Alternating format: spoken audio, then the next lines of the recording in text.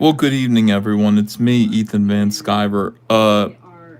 This is Comic Artist Pro Secrets, and yeah, we still do draw around here. It still is about comic books and the secrets of comic books. It's also about watching Anna and Cecil live stream, as you can see up there. Anna and Cecil are live streaming. I thought it was kind of fun. We'll watch them and just chill out and draw a little bit. And if you guys have anything that you want to say, you can talk to me. You can say, "Hey, Ethan. Hey, Eth. Hey, E. Hey, E. He." Some of you are so bold to call me E. He. All right. Yeah, we got 2 people watching. Turn this down all the way. Got the live chat going. All right. Beautiful. Beautiful. Hello, everyone. Hello to the 4 people watching right now. Oh, 10 people are watching right now. Hello to you guys. How come I can't see any chat? Are you guys talking to me at all or no? You aren't, or are you? So I'm drawing Cyberfrog. Hi, hey. All right, there we go. There's a chat. Did you guys get notifications for this, or or what's going on? I think I'm officially shadow banned now. I'm pretty sure I am. Oh, you haven't heard about fucking droids, right? Oh God, they're watching Claudia Gray. That aren't human, that aren't animals. Disgusting. And that don't have, the same All right, hold on. I gotta turn them off for a little bit. You guys did not get notified. No notifications. Okay. Well, all right. Somebody did. Bird Gang did. Welcome, welcome. Good to see you guys. Yeah, I'm drawing Cyberfrog. He just, he had a Vespis in a headlock, and then he just like flexed and popped the Vespis's head right off, and the Vespis is still sitting there, chattering at him, and he's just gonna be like, "Fuck," "F you," essentially. So I'm working on that. Really kind of enjoying chilling out. I know people are complaining that I'm not doing as many live streams, and it does worry me, honestly. I want to stay in touch with everybody. But at the same time, my channel just flipped to 141,000 subscribers, and it's it's growing. We're getting 1,000 subs every 1 or 2 days, so that's great. Hey, Deltaverse Comics, he says, "Damn it, I was about to sleep, fat man." Thanks for $2. Brad Frederick says, "You were doing the work of your career, Ethan." Oh, hey, thank you for saying that. Yeah, I just I told Andrea yesterday. I said I'm going back to the lifestyle of a comic book artist, like, because I've got a lot of work that I want to get done in 2021. So I really am gonna be working really hard and making sure that the stuff looks good, stuff looks sharp, that we get these books to you on time. It'd be great to be able to do Cyberfrog 3 this year. Otherwise, I'm just gonna be, if I don't get this stuff done, then we're just gonna crowdfund Rainbow Brute all year long. I'd rather just get everything finished and actually get it shipped out to you. Tomorrow I'm going to be receiving a dummy copy of Cyberfrog Warts and All. And that book is shipping really quickly. It's going to be I'm going to be getting those hardcovers in my hands fairly soon. Like the whole print run probably within a month, and then we're just going to be shipping that to you guys. Fulfillment is everything. Getting the story, moving. All that stuff is my plan for 2021. It's almost like a return to 2018. It's like make videos, make fun of Star Wars, especially right now. Make fun of Star Wars right now. Right now, it's a pleasure to make fun of Star Wars. And and draw again, and maybe even show you guys what what I do, like what my technique. or something like that. Look at Cyberfrog. Like the Vespis, just like he ripped the Vespas's head off, and it just went and just splattered like blood all over Vespis blood all up the side of his chest. Kyle's gonna kill me. You know, it's like I do this stuff and I just go, I'm sending this to Kyle Ritter. Kyle will make it work. But every time I do, I kind of feel bad about it. I do make that guy work pretty hard. But the thing is, you've got a character like Cyberfrog, and Cyberfrog is a scrapper. You know, I mean, he's a tough guy, and without his powers right now, without his connection to Chelsin, it is really all about like fisticuffs. It's all about he's got his tongue, sure, but it really is all about like you know his strength, his physical strength. So it's fun to beat him up. He's got a little bit of a swollen eye here. He's got wounds all over his face. He's covered in Vespis blood, and he's just a tough guy. He's just a little badass. When people go, I don't think Cyberfrog is for me, I don't know what you're talking about. Like, I really don't. This is the coolest possible comic. This is Turtles meets Walking Dead in both of their primes. I honestly don't understand like why anybody would be resistant to it, except for the fact that of course, I've got a whole shitload of like really jealous enemies that I think I've cultivated those SJW enemies, though. All of them are waiting for me to fail. That's why Wreck Planet has to be absolutely delicious. If a comic book could be scrumptious, if a comic book could taste like a lemon meringue pie, a fresh lemon meringue pie, that's what Cyberfrog Wreck Planet has to be. It has to be absolutely delicious. And then Cyberfrog 3, Red Extermination has to be even better. And on and on and on. Let's see. Oh, we got some people in here. We got 172 people watching in the middle of the night. Hello, hello. Mr. V says, hey, Pie Man, looks fucking amazing. Hey, thanks, Mr. V. Let me see. David Gagnon says, have you thought about adding a black female character with half her head shaved? I hear people like that. No, that's something your boy Zach already, he beat me to it. Your boy Zach, I forgot about this. I was making fun of that character, on the new, what High Republic, whatever that shit is. Black lesbian female, half of her head shaved. Just a cascade of shitty hair going down the other side of her head. And I was like, this character recurs everywhere. Like, everyone has a character that looks like that. And it's not a very appealing character. Like, I don't want to look at that. And, I thought about it. I realized Zach did it for Pandemic. Zach has that same effing character. I don't know why. I don't know why. I don't understand, really. Don't understand why he did that. No, there will be no diversity in Cyberfrog.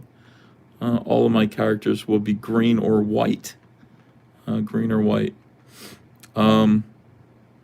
Yeah. Well, I mean, there are no people of color in New Jersey, so it wouldn't make sense. Oh, shit. Yes, there are. There are a lot of people of color in Jersey. Yeah, of course, we're going to do diversity. There will be... the survivors will resemble the real world, but I'm not looking for woke points. I'm not looking for back pats.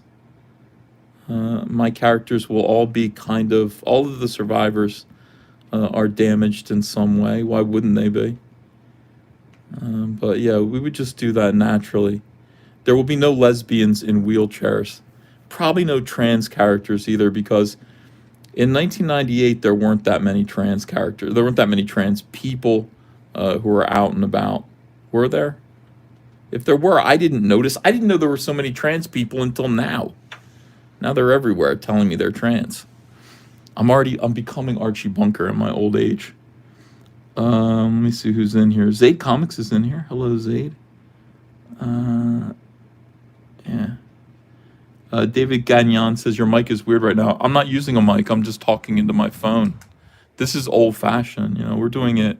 I watched a couple of like old school Comic Artist Pro Secrets videos where, you know, I just had my phone on and was talking into my phone. I actually like the whole tone. I like the whole tonality of the live stream.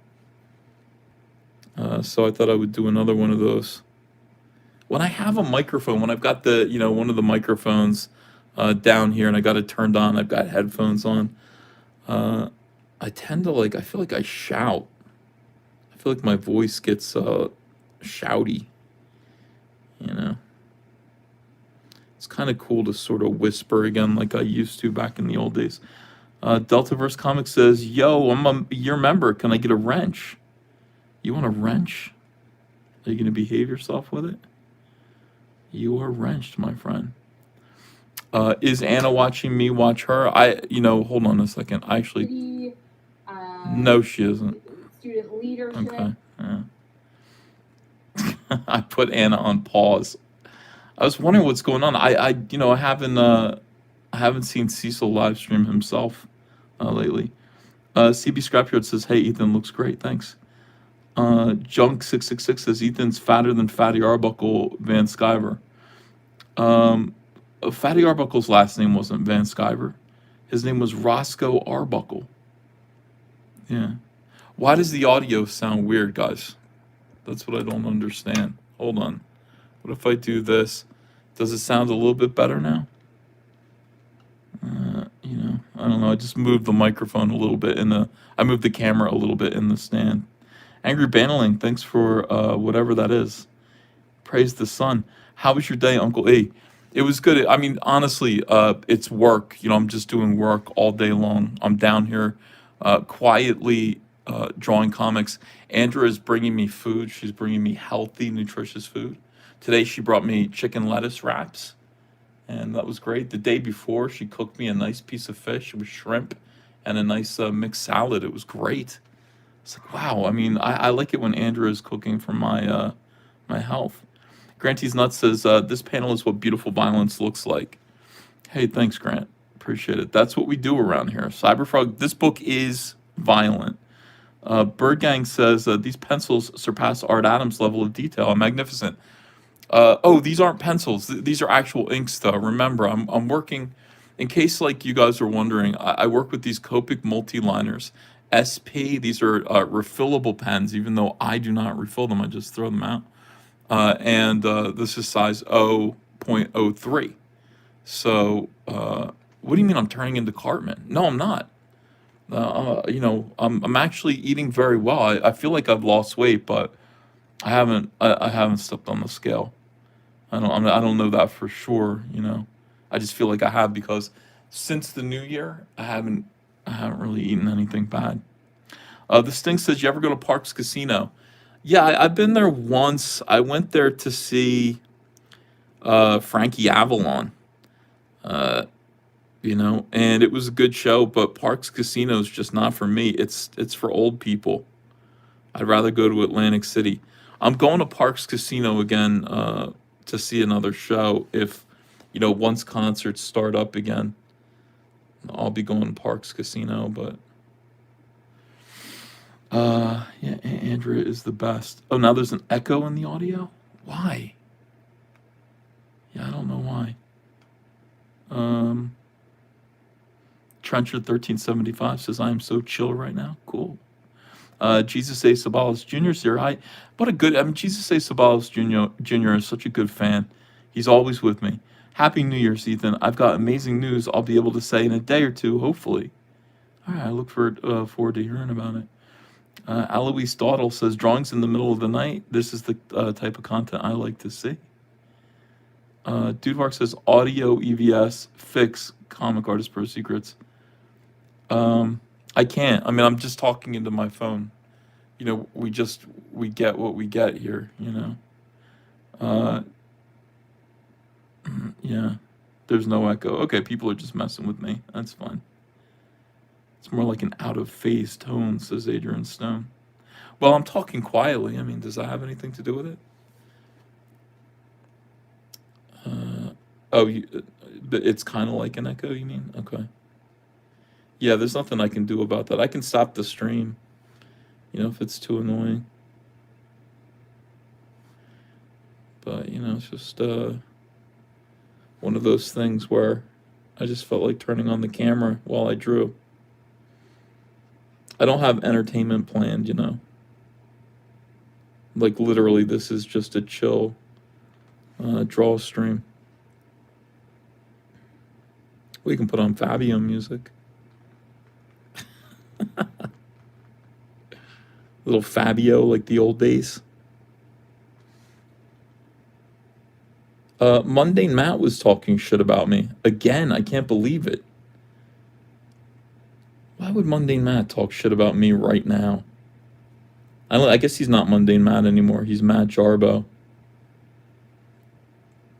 I mean, that guy's the saddest dude in the world. Mundane Matt, he's a like a disgraced and failed YouTuber. That's a rough thing to be. YouTube. I mean, really, most YouTubers become disgraced when they're outed as pedophiles. Like and that makes sense. It's like, oh yeah, how do you disgrace yourself as a YouTuber, except being outed as a pedophile? Like, there's really no other way to do it. Like, you can make shitty content, and it doesn't really matter. But Monday Matt found a way to become a disgraced YouTuber without, as far as I know, being a pedophile. And I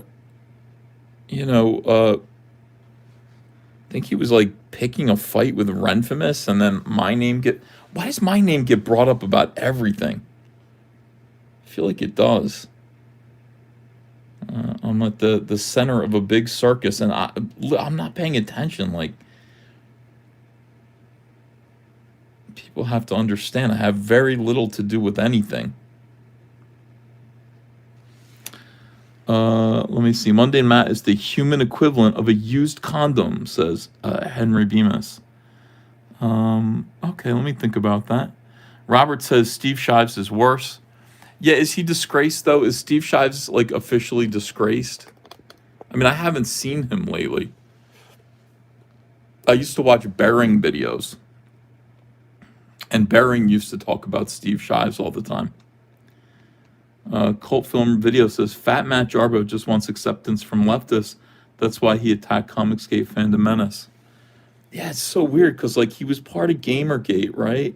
Or at least, like, he got his notoriety, such as it was, from Gamergate. Like, why wouldn't he be anti-SJW? But then again, it could just be that, like, he was anti-SJW, but he found out that, like, anti-SJWs ragged on him worse than SJWs ever could. It's like you've got all those guys from the kill stream calling you a douchebag every day. I said at the time I was watching this video, I was actually surprised at myself. Sometimes I forget that I've said things.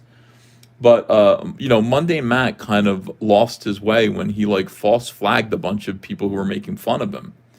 And, my attitude about that now is never do that. Like, it doesn't matter if people are making fun of you. You can choose not to watch that content. I've got people that rag on me all the time. They make videos about me just making shit up and lying about me and stuff like that. Two things about that. One, like, if you don't give it oxygen, anyone talking shit about me is only going to become so popular. It's like there might be 200 people that want to listen to somebody say shit about me. But if if you blow it up, if you talk about it, if you point it out, if you make response videos, you're looking for drama, you elevate that in the discourse. And Mundane Matt did, like, he would sit there and complain about it and bring more attention to people who were picking on him. And then eventually, without saying anything, without, admitting he was doing it, he sent, like, community guideline strikes, which really crippled channels, and then lied about it. And at the time, like, I think I even said to Ethan Ralph or somebody, I was on the kill stream, and I said, the dumbest thing about this is that, Monday Matt should have been like, instead of lying to you guys, he should have just been like, yeah, you guys say some crazy shit about me. Fuck you. I'm striking your channels. You don't want me to strike your channels? Stop saying crazy shit about me. But he didn't say that. He lied instead. I was just surprised at myself that I actually gave that advice out. But then again, I mean, if you're gonna do it, I guess the reason why I said that was because he did it anyway. Like Mundane Matt did issue the strikes, and once called out on it, he should have just admitted it, and said this is why. Instead, he chose to lie, which made him a double rat, a double weasel. So I don't know. Yeah, Liam just said F you. That's right. Liam did it the right way, I guess. I'm against it, but if you're gonna do it, you might as well say that you did it. Let me see here with you guys. What's going on? Mundane Rat. Trencher 1375 says you just don't like people being a pussy about it. Yeah, like don't lie. I mean, look, it's reporting people for making fun of you is being a pussy anyway. But once you do it, once you make that choice, you should just be like, no, fuck you. No, fuck you and your whole family. I did report you. Leg Kick 1 says, trying to catch up to Fraga? LOL. I don't know if that was meant for me. Bane Mailer says, how has this channel survived the purge? I don't know. I'm lucky, I guess. My channel, was kind of held down. I stayed at 132,000 subs, but for like a year. But the reason why I did was because I was doing nothing but live streams. So I kind of accepted that as a consequence that my channel wouldn't grow. And once you stop doing as many live streams and actually, create content, sure enough, my channel started to grow again. So I don't know. I don't think there's anything that I say on my channel that's purge worthy. I'm not sitting there telling people not to wear masks. I'm not, I'm not making crazy political content. I'm not doing anything that YouTube is really, worried about. All I'm doing is saying fuck Kathleen Kennedy, and the bitches at the Mary Sue. I mean, that's all I'm doing. So let's see here. Tippy Tail McKitty says Heather Swain better rock a flamethrower by the 4th book, or I'll be disappointed. I wonder where she would find a flamethrower in New Jersey. Let's see. Sarn Geber. I'm wearing my glasses, but I can't really read your name. Says Doug is superior to Ethan. Not well in every way except for hygiene and personality, and drawing skill, and being a YouTuber. But other than that, he is. I confess. Jarrett Jones says, "How did you come up with Cyberfrog?" You know what? All right. So like, I was trying to create a comic book character to learn how to draw comics with. And I told this story before, so don't give me this Cecil thing. You've already told this story. A Puerto Rican girl who was a friend of mine that I met at the mall when I was working there came by. She came back from a trip to Puerto Rico. She's like, I have a gift for you. I want to stop by and give it to you. My boyfriend's driving me over. And her boyfriend sat outside in the car. She came into my dad's office. I had a little room that I was using to draw comics in. Or actually, I was doing portraits. I was actually making a little bit of a living drawing portraits for people when I was 19. And she came in and she brought me a little porcelain frog. And then like she made out with me. And I remember that. And her boyfriend, I was like, your boyfriend's in the car. And she's like, so what? He can wait. So I cucked her boyfriend. And then that led to me looking at this porcelain frog and just being like, hey, he looks like, if I give him armor, he could be Cyberfrog. And that's really it. I mean, there's not much more to it than that.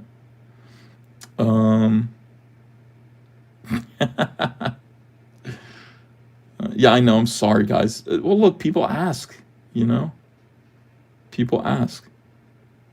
I didn't put, I had to write the story of how I came up with Cyberfrog in warts and all, and I left that part out. I just didn't feel comfortable writing the cuck story in warts and all. Because I was like, my mom's going to read it. My kids will read it. You know, doesn't seem like a great idea. Uh, Pranvat Gulati says, I nearly died laughing watching your Star Wars High Republic video. My voice is gone from laughing at that shit. My voice is a little bit creaky right now. That was the funniest thing. I do not know why these people cannot create cool looking characters. Their characters are all hilarious. The male character design looks like some kind of tranny. His little skinny guy with his hand on his hip and a little bit of weird fuzz on his chin. I lost my shit when I saw that curly permed hair. And then again, what is with these recurring characters? You've got the black lesbian with half her head shaved. That's fine. We've seen that a million times. But now it's all about the big fat Eskimo, the big fat woke Inuit. We saw that in G.I. Joe, and then also we saw that's Trailblazer. They just brought back Trailblazer from the new Warriors. Why does everybody look like that? It's like there are these certain types of character that are like all inclusive. Like this includes the most people. Well, she's fat, and we want to be body positive, and let's say it needs to be a female, perhaps a lesbian, probably a lesbian. I can't even picture SJWs portraying or depicting heterosexuality anymore. I haven't seen it in a while, and I can't imagine it.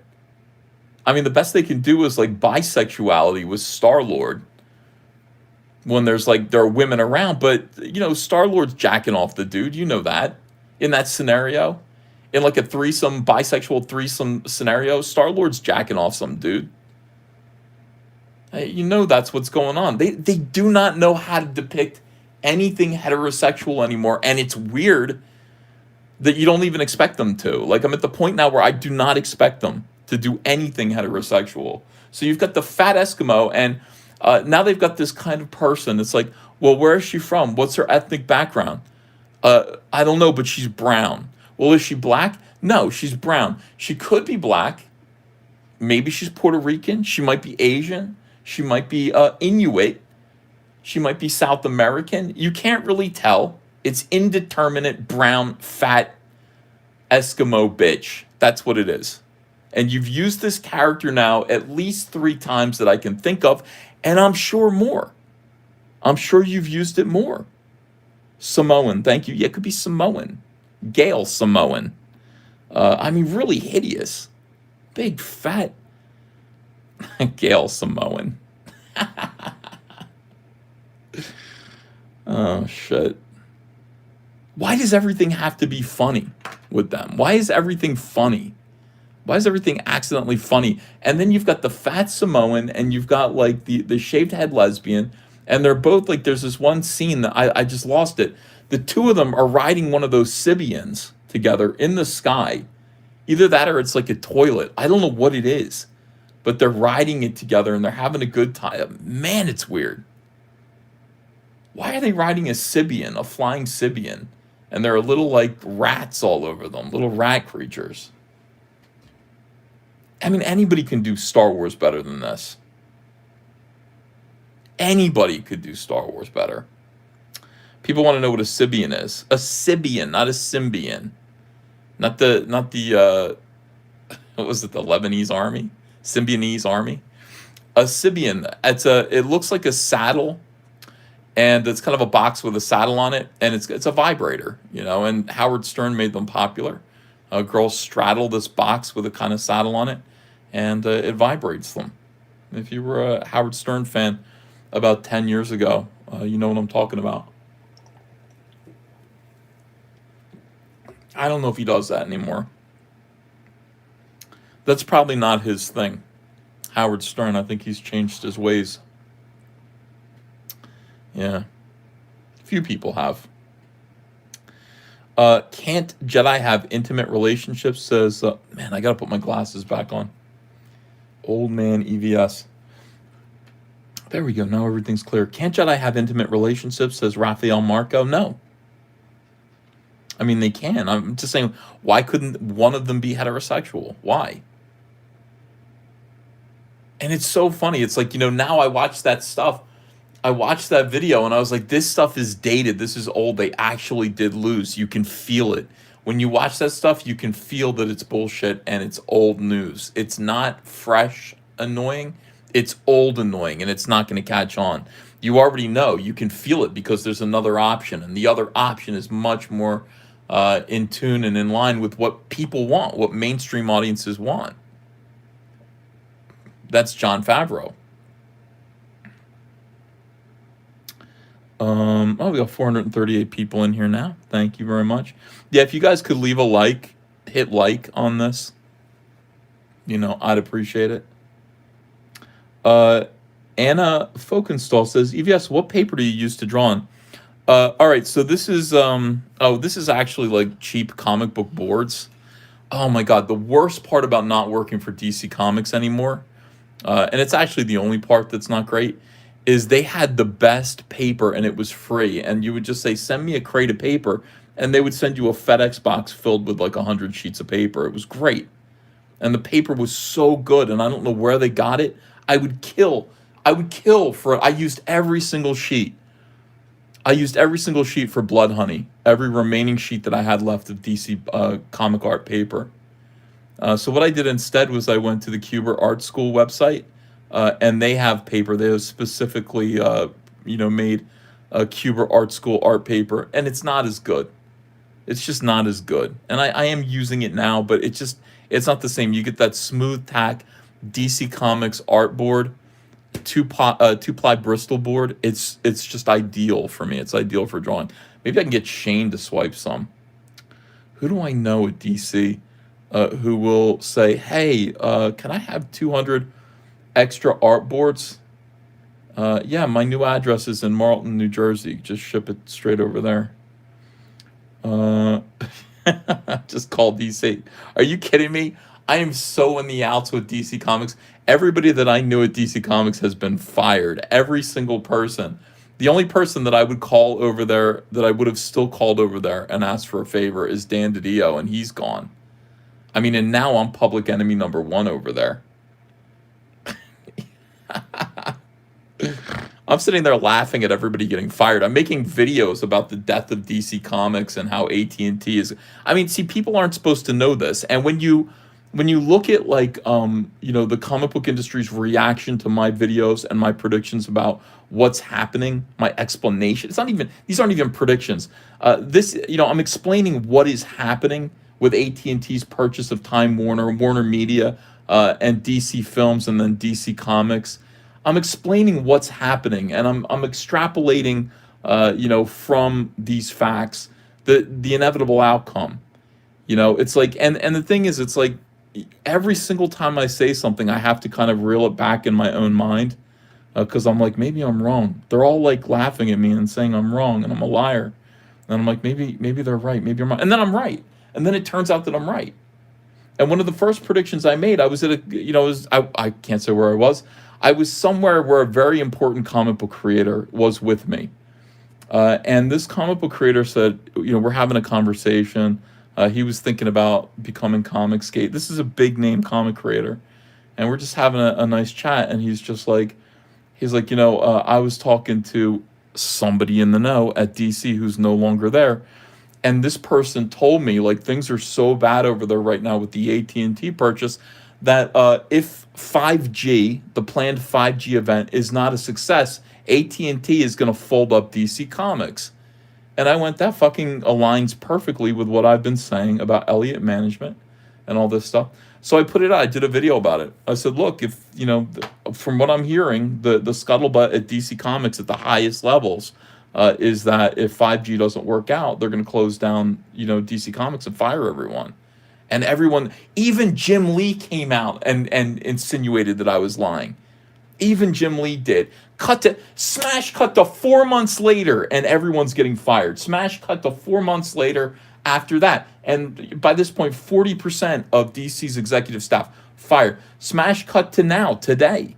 Their comic book line has been cut by 2/3. It's just down to 34 comics. What can I say? I'm always right. I'm always right about this. But the fact that, what I'm doing is telling the truth.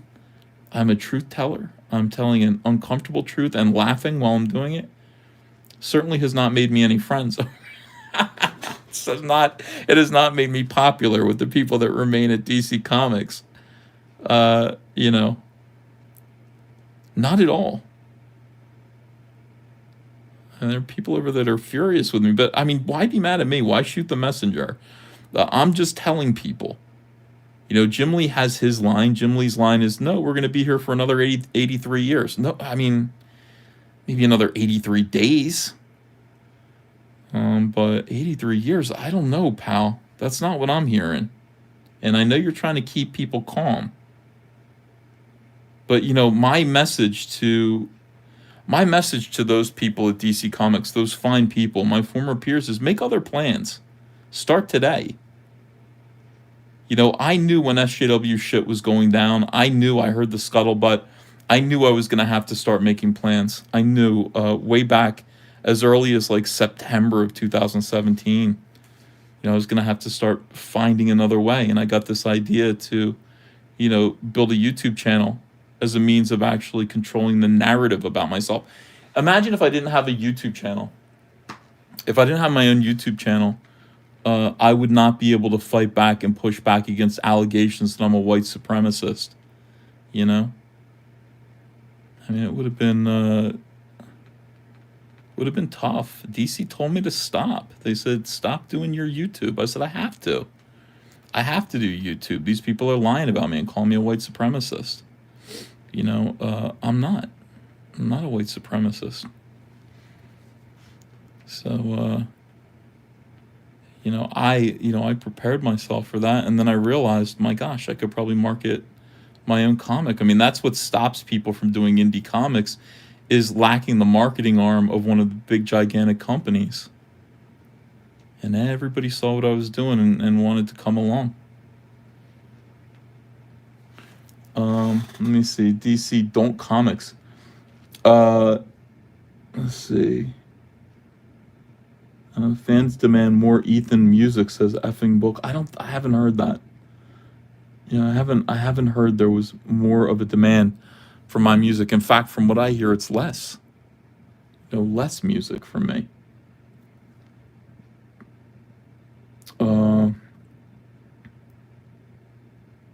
Yeah.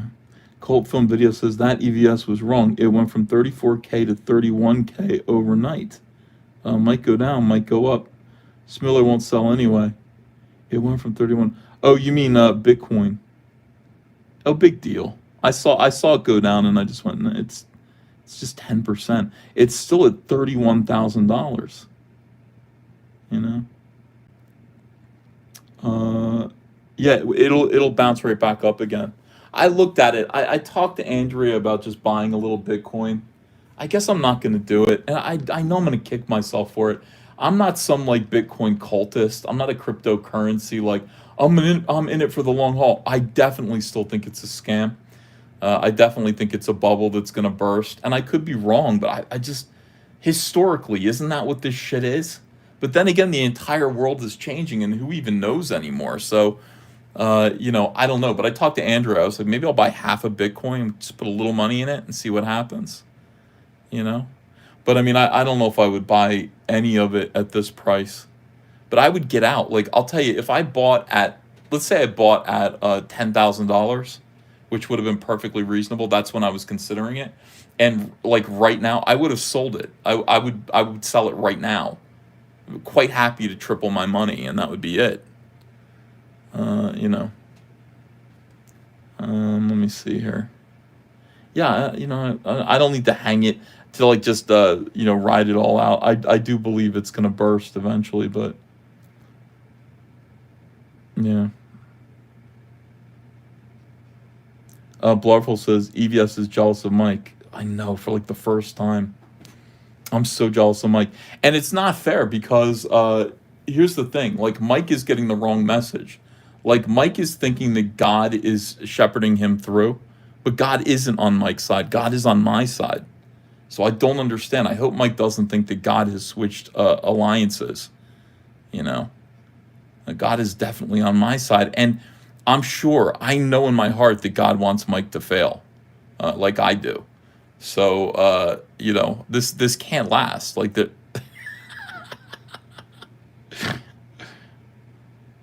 yeah, and Mike is doing political content too now. That can't last either. It can't. We just that be intolerable. A Mike S. Miller that actually is winning at something, intolerable, insufferable, just not okay. So we'll see how things go. Dillard Draws, and I'm just kidding about all that. I'm very happy for Mike. Dillard Draws says for $10, how are these scathing reviews of DC helping you get any closer to those sweet DC Bristol boards? Well, I can't be bribed with Bristol boards. He says you don't want to have to resort to buying your fix out of the trunk of his Caprice Classic. Well, I mean, look, I will pay for it. These guys, if anybody has a stack of DC Bristol paper and puts it up on eBay, I always look. Why wouldn't there be DC paper on eBay? And there isn't any, because I would buy it. I would definitely buy it. Yeah. Okay. I cannot be purchased. I am going to continue telling the truth. Have an obligation. The one great thing about being independent, the best thing about it is your freedom. You can say whatever you want. You can do whatever you want. You can make choices for yourself.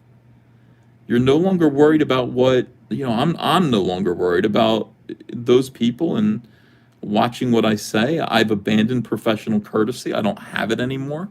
Okay, look, I have professional courtesy for people who I still respect, like Walt Simonson, for example. Who would say anything bad about Walt Simonson anyway?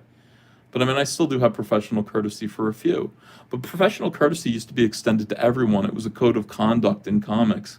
And you just I remember Eric Larson said to me a year ago, maybe a year and a half ago, before he blocked me, he said, "Don't you dare criticize the comic book industry. Don't you dare criticize your peers, because if you do, that's a step too far." And I just went, and I knew at that point that I was going to abandon professional courtesy, and I was going to say whatever I wanted to say about these people. The people who deserve it. The people who deserve it. Donnie Cates, what are you supposed to be respectful about Donnie Cates? How can you be professionally courteous of Donnie Cates? I'll go as far as to say this, I haven't read his work. It could be great. But he's a little douchebag. He's a douchebag. You saw that he was a douchebag. Eric Larson is a douchebag as well. Bob Bug with One Eye is King says, I never criticize anyone, fatso. That's true, Bob. You are a paragon of virtue. And nobody can say otherwise. Yeah, Tom King's another one. What are you going to, be respectful of Tom King? Why? Even if Tom King, I don't know, it doesn't matter. Tom King's work is bad, but it's not like he's a good person either. He's a terrible person. Terrible, troubled person who tried to destroy another creator's life over having accepted work from me. We are forever fighting over that. We are forever. Sorry, if you're drowning, I'm tossing you an anvil. There's no way we ever come back from that. That you would sit there and make that kind of a scene and try to destroy Jay Lee just because he did a comic book cover for me? How could I, no. No, fuck these people. And Shane Davis, hi Shane. It's good to see you in the chat. How are you? Anna Folkenstall says, EVS, do you have rough sketches, panel placement, etc. of your pages before you go to work on the final page, or do you just go straight to the page? I just go straight to the page, honestly. It's look, you can see this is the amount of pencil work that I do. Okay, so you see Cyberfrog here. By the way, this was me tracking Bitcoin collapsing the other day up here. I was idly watching Bitcoin collapse down to $28,000 last night, and I was writing it there so I could kind of keep track. I was hoping Mike would lose, so I was actually taking notes. Anyway, this is Cyberfrog popping the head off of a Vespis with his arm. And then here, this panel, you can see here's the head of the Vespis, and Cyberfrog is kind of getting to his feet. This arm is dead. It's numb, so it's just hanging there, and he's going to be hanging onto it. You can kind of see this is his leg. That's his knee down there, and here's his other leg here, and he's looking at the Vespis head that's just chattering. Okay, so this is the amount of pencil work that I do, and that's it. That's all I need. From there. I just want to be able to innovate, to create, to take chances. Let happy accidents happen. Let me tighten this up here. Yeah, everyone dislikes the Vespis. Kanan White's in here. Hello, Kanan. How are you? Kanan White, I believe. Kanan, I just heard that you finished up the 10-page story. I haven't shown anybody.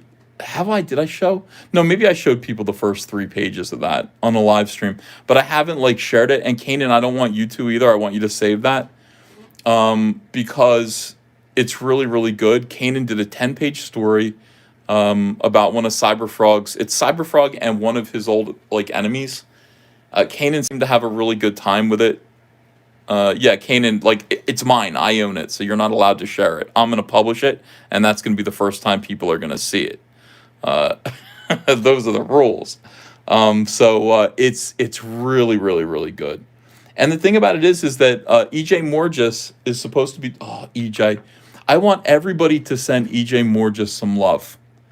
Go on his Twitter, tell him how great he is, tell him that you can't wait to see his work on Heartsick Horror. Artists are so fragile. Our egos are fragile. Our self-esteem, not mine. I mean, mine isn't. But so many artists are, and they just stop believing in themselves. And you stop believing in yourself, and you can't work. And I've had that happen before, where I'm looking at other people's work, and it's so good that I feel like why even bother? Oh, that's happened to me, and it really just puts you in a. It puts you in a funk, it immobilizes you. It puts you in a coma, just an artistic bind, where you're like, I'm a fraud. Why am I even doing anything that I do? I can't draw as well as this guy can, right? So why do anything? And, it's hard to see that in somebody else, who's as talented as EJ Morges is. But yeah, EJ, I think, is kind of feeling like he's not doing a good job. And it might be my fault too, because Kanan will tell you, Kanan, what's my reaction to your pages when you send them over? I mean, Kanan sends me these beautiful pages. I'm like, hey, man, this looks great. Here's your money. And that's about it. I don't sit there and overpraise people. I can't. I mean, I should, since I'm kind of acting as a little bit of an editor. But, I don't really sit there and go, Kanan, you are a phenomenally gifted talent. The way that you conceived and told, I don't do that. I don't know. I guess I'm I'm an artist myself, and I'm too worried about getting the book done. I'm not worried about anyone's ego. It's like paying them is my compliment. Here's your money. That's me saying you're great. So and that might be a failing of mine. And maybe I need to just get in there and just tell EJ how great he is, so he feels like he can finish this. But you guys, if you see EJ, tell him he's the best. Tell him we love him. Tell him you can't wait. You're excited, because EJ's feeling down. He's just feeling down in the dumps. It's very sad. He's so good.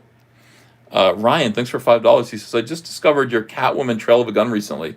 Why did you put so much artistic talent into an anti-Second Amendment story? That is a great question. First of all, I drew that book in 2003 when I wasn't really a Republican yet. I guess I was a Republican, but I really wasn't political. And my attitude was, who I was, most of all, was a comic book artist. And if you had asked me then, hey, do you share these politics? I would have said, I don't think so. But my job as a comic book artist is to throw myself in service of the writer's story. And I really thought that was glorious of myself to say something like that. Nowadays, I'd be like, fuck this. I'm not putting this propaganda out there. But I wasn't like that. There was no activist in me. There was no like, gun rights fellow, in my heart. I just wasn't like that.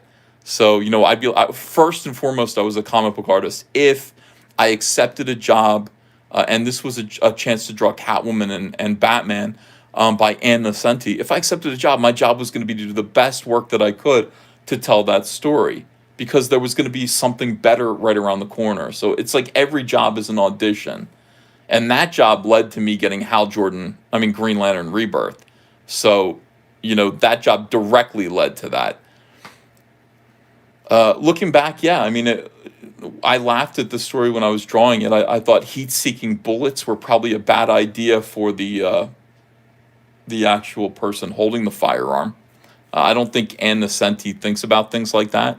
I think she's anti-gun in the way that most liberals are. She doesn't know anything about guns, and it's just funny. So I don't know. Do I regret it? Yes, I do. I do regret it. I'd go back and say no to that job, and put that energy into something else. But again, that was 17 years ago. I was a different guy back then. It's just the way it is. No, I never wanted to defund the police. I never wanted to sip lattes, or discuss decolonization. I was just vaguely a Republican. 9/11 had hit, and I had feelings. I had feelings about, terrorism. I had great feelings of love and affection for my country, but I don't remember having strong political views about the Second Amendment. I just knew being upset about guns was dopey. Yeah. Ryan says, "Well, it was a hell of a comic artistically." Hey, thanks. Yeah, I did. I put my all into it. Like I said, when you're, the other thing is to just be selective about the stories that you tell. But when you accept a job, you really need to just be like, okay, I'm the director and all of the actors, and we're trying to bring this screenplay to life, and that's all it is. You can't just say this sucks. And too many people don't put their all into their work. I don't like that. You got to put your all into it. And the thing that I like about me most of all, as compared to other comic book artists who I don't like, except for Shane Davis. Shane Davis is good about this. My work always looks different.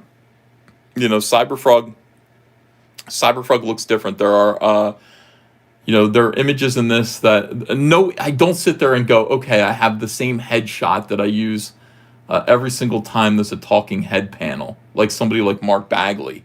I can't stand that like fucking workmanship. The sort of it's like I can do 4 pages a day and it shows. I don't like that. Like, why do that?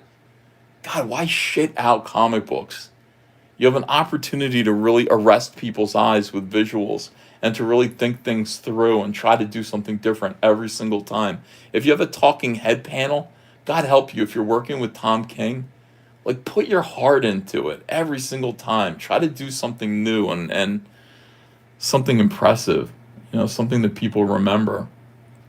And most of my work looks like that, I think. You go back and you look at my Green Lantern stuff. I don't know. I can't even remember. What did Flash Rebirth?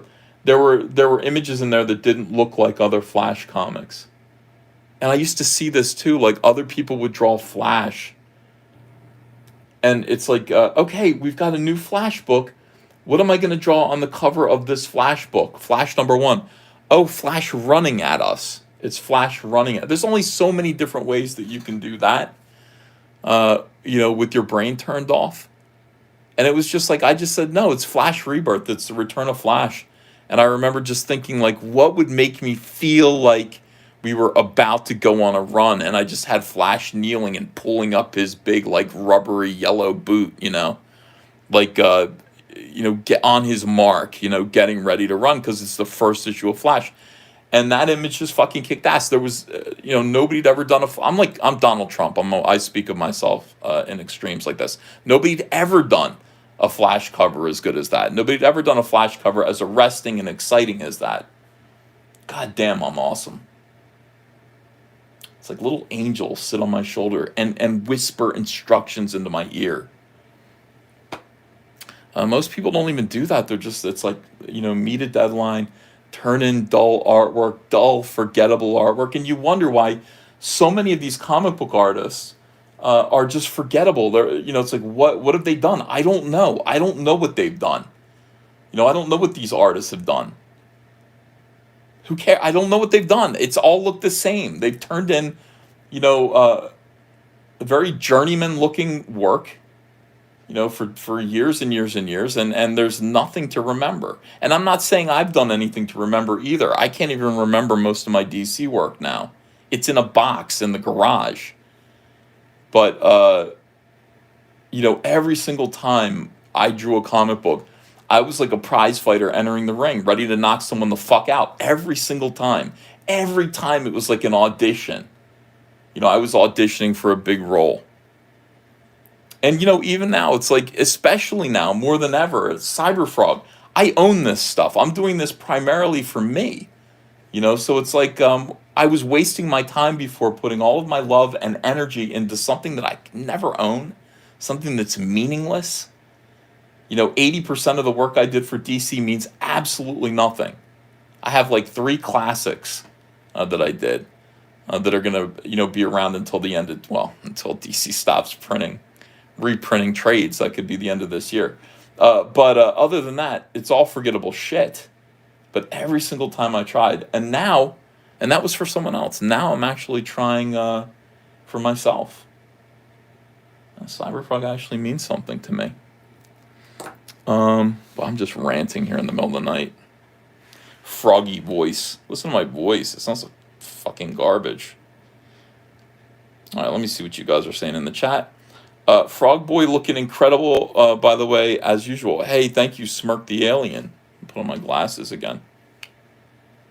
Buscema and Byrne still move me with their art, says effing book. Byrne does. John Byrne does. John Byrne would always be that guy who came up with images that just smoked everyone else. To a much lesser extent, John Buscema. I would say John Buscema is a really, really good workman-like artist. He's a journeyman artist. His work, I've seen him repeat panels. I've seen him draw the same thing over and over again. I know what to expect. Here's what I mean. I know what to expect when I buy a John Buscema book. I was never a big fan. I acknowledge how great he is. He's quick. He's consistent. But I always know what to expect. Now compare him to Jack Kirby or John Byrne. Jack Kirby, for somebody who was so fast and producing so much work, every single thing he did looked like nothing he'd done before. He was producing amazing imagery. Great, fun stuff. And it's just a pleasure to look at his work from the 1960s. All right, I'm bashing people here. I wish he'd done the same thing for Speedball, says Colin. Yeah, that would have been weird. How about picking up the Rocketeer in your new Comics Empire, EVS? Is Rocketeer for sale? I'm not interested. I mean, that's just not something that I want to do. I want to do my own stuff forever from here on out. Never again will I do anything that I don't own from here on until the end of time. Matthew Fowler says, I remember that goofy Batman Green Lantern with the goggles. Zach roasted the hell out of that. Oh, that was metal. Yeah, I didn't design that shit. Everybody says I did, though. People are like, look, I bought the action figure. This is an Ethan design. I didn't design that. That was Greg Capullo. They sent me the designs and said, hey, you get to be a part of this. I mean, you have to understand, when I worked at DC Comics, I was a pretty big name. I got to do the big stuff. I got to, when it came to their Rebirth relaunch in 2016, I did the most in that initial relaunch. I did the most stuff. Jeff had me doing Green Lanterns, Hal Jordan and the Green Lantern Corps, and the DC Rebirth one-shot with the return of Wally West. So, yeah, we got some nice royalties from that. Let's see. Dilladraw says, just wait for the DC liquidation sale and get all that Bristol. Maybe get a Batman statue, too. Yeah. Dave DeGroot says, what are the classics you recommend? So if you're going to get anything by me, get Green Lantern Rebirth. I would say get Green Lantern Rebirth because Is it my best art that I've ever done? No, but it's pretty good. The story is good all the way through. And I would say Flash Rebirth, the first issue of Flash Rebirth, just the first issue. The rest of it's garbage. The first issue was great. Jeff did a great job. It is my best art. It's my most ambitious art. It's me being a total fucking bastard. I say Zach instead of Jeff Johns.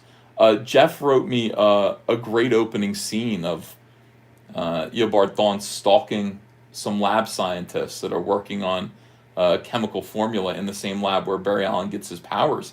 And they had a whole conversation going on between those two guys. I was supposed to switch the camera back and forth to their faces as they're talking, but I didn't.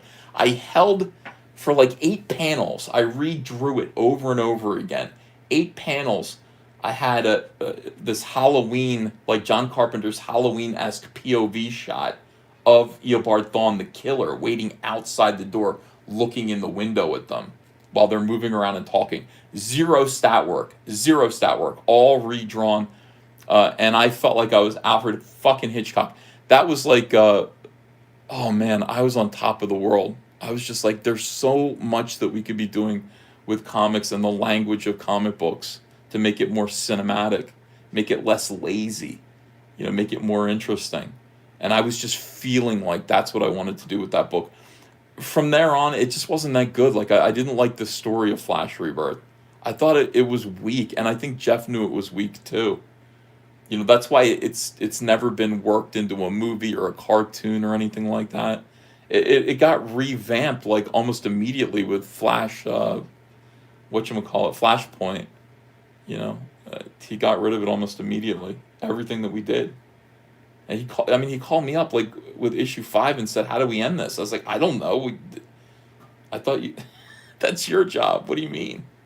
So I would say get Green Lantern Rebirth. It's a great story all the way through, very inspirational, and get Sinestro Corps War.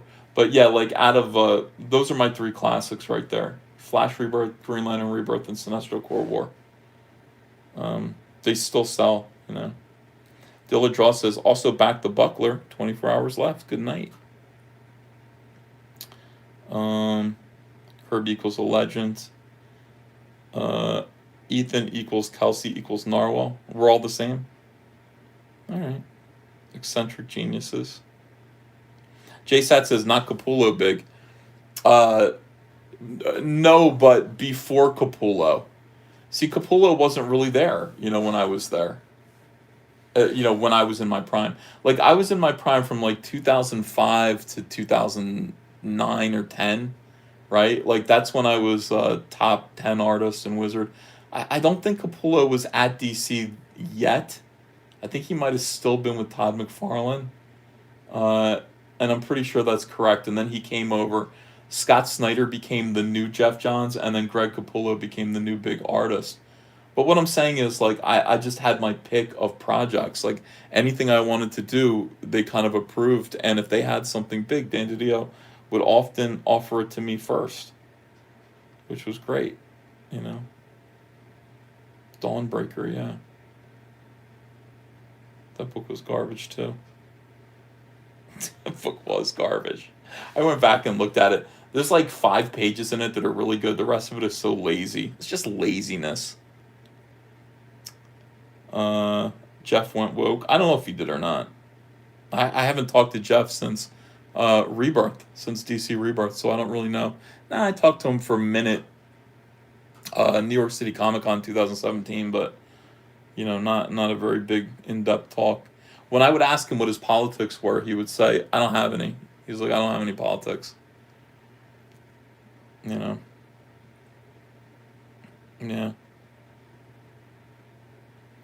All right. Anyway, I appreciate you guys. Thank you so much. Maybe I should go. Do you know Kevin Altieri? The name sounds familiar, but I don't know why, Eric asks. Who's Kevin Altieri?